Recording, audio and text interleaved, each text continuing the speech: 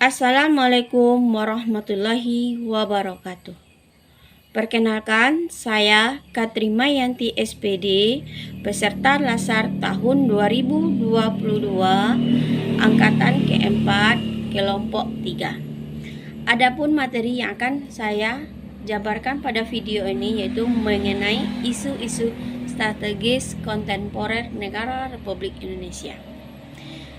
Isu kontemporer adalah suatu persoalan yang terjadi pada masa sekarang dan berkembang secara signifikan.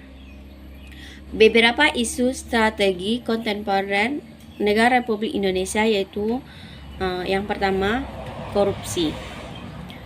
Korupsi adalah penyelewengan atau penyalahgunaan uang negara atau perusahaan untuk keuntungan pribadi atau orang lain. Penyebab utama dari korupsi berasal dari faktor individu. Faktor individu ini terdiri dari sikap yang lemah, moral yang lemah dalam menghadapi godaan. Sebagai seorang ASN, kita harus menjauhi korupsi karena itu sangat bertentangan dengan Pancasila dan melanggar hukum. Jadi, kita harus membangun sikap anti korupsi sejak dini. Misalnya dengan sikap jujur, menghindari perilaku yang merugikan orang lain, serta melaporkan pada pihak berwajib atau aparat hukum jika ada korban perbuatan korupsi. 2. Narkoba. Narkoba merupakan narkotika, psikotropika, dan zat adiktif lainnya. Narkoba merupakan suatu zat yang dapat menyebabkan ketergantungan, perubahan kesadaran, menghilangkan rasa nyeri, dan apabila digunakan dengan dosis yang sangat berlebihan, dapat menyebabkan overdosis bahkan kematian. Sebagai seorang ASN, kita harus membangun kesadaran anti narkoba pada diri kita dengan memulai dari diri sendiri, tidak salah dalam pergaulan, dan membina hubungan yang baik dengan masyarakat. Yang ketiga, terorisme dan radikalisme. Terorisme adalah perbuatan yang menggunakan kekerasan atau ancaman kekerasan yang menimbulkan suatu teror atau rasa takut secara meluas yang dapat menimbulkan korban, bahkan kerusakan dan kehancuran.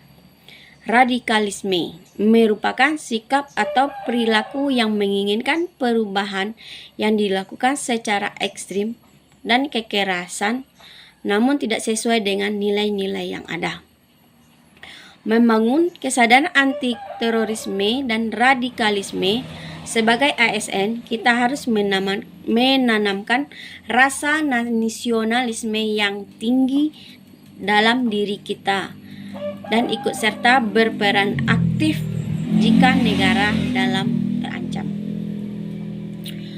Yang ketiga, money laundering.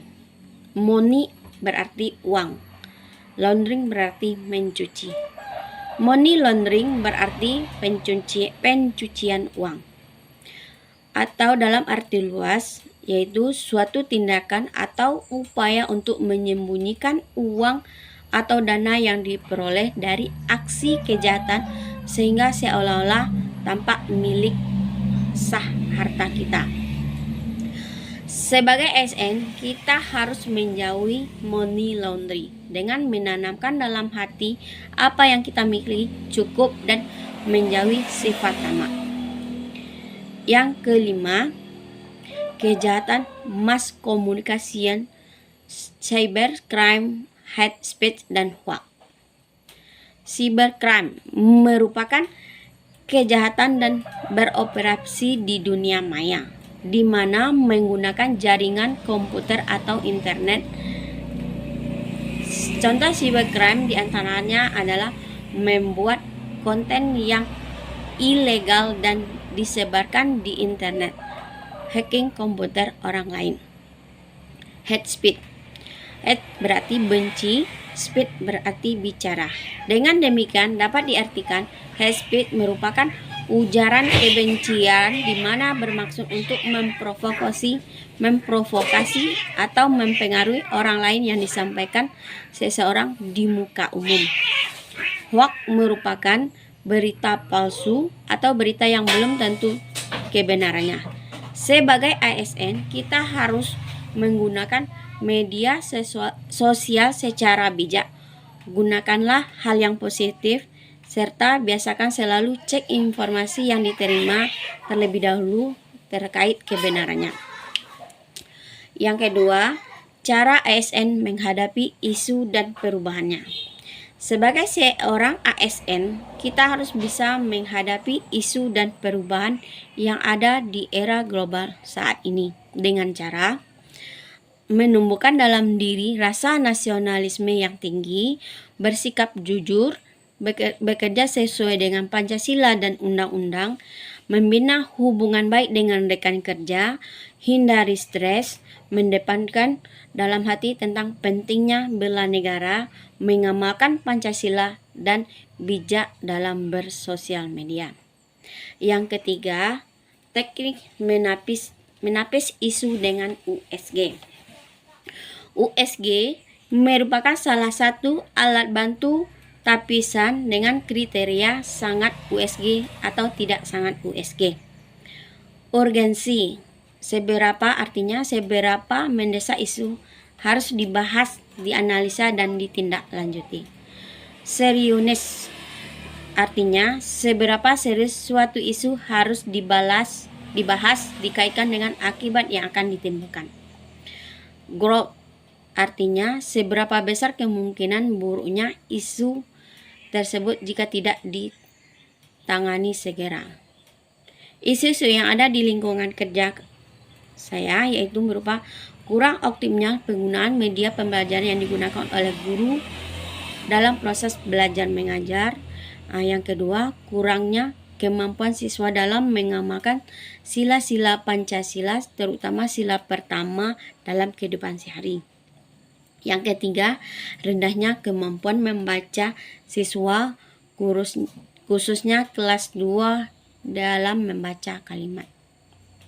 Berdasarkan dari rank yang ada USG, dalam metode USG, maka isu utama yang akan ditindaklanjuti yaitu kurang optimalnya penggunaan media pembelajaran yang digunakan oleh guru dalam proses belajar mengajar. Yang dasar daripada pertimbangannya yaitu kegiatan belajar mengajar sangat monoton dan tidak menggunakan media pembelajaran, sehingga hampir semua peserta didik kurang aktif dalam kegiatan pembelajaran di dalam kelas. Apabila isu itu tidak diselesaikan, maka akan berdampak pada hasil penilaian peserta didik.